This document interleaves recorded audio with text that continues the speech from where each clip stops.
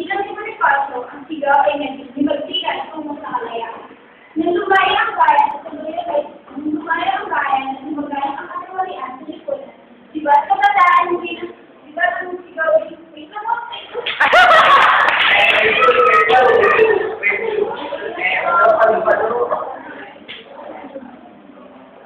iba, sigaw ng kabataan. Magkita daw ang kanilang sigaw sa kanilang sinisigaw. Noong panahon bisan, sigaw nila ay diba, Espanya. Sa pagsilaw ni Bonifacio, ang sigaw ay naging magsikat kung sa kalayahan. Nung lumaya ang bayan, sinumagana ang katiwalaan sa lipunan. Diba, ang sigaw ng kabataan na nagigisa sa bayan, ang kanilang sigaw. Ibagsak ang pamalaan. At ngayon, pinapamukha sigaw ng kabataan. Paitulutan ninyo ay ulit ko kayo sa iba't ibang daigdig at pinapumugaran ng mga bagong kabataan.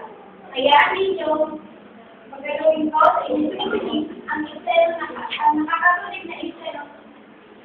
At susunod na eksena, pinatatak ko ka ng bawat mula sa hindi mahuli ang mga kabataan. Sumilit tayo, pagkupatan na ang lunggan, mga programa at mga aliw. Narito ang mga kabataan, buhay-try ginagawa na ang katawan sa buhay. Lahat ay dahil ng mga alipin, epekto sa balitok o yung maliwanag. Saan na pupunta ang buwan ng kalawin sa mga teenagers na pinagpapawisan ng mga magulang? Sa libro o gamita? At sa computer shop, natututo ba kung muli ang teenager na babae o natututo kung madalas ng mga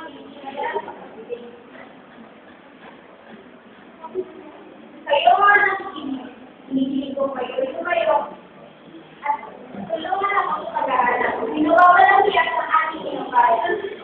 Noon, hindi na makakilitan, siya pag-aaral sa araw ng buwan.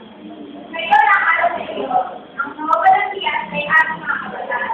Kung wala ka pinagpupat, at tuluyang mapalako sa kumagawin, ang kaituranan at kawalan ng manigit ang patutunan.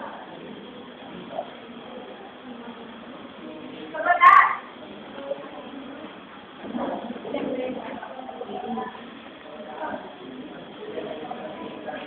Sabi ko yun.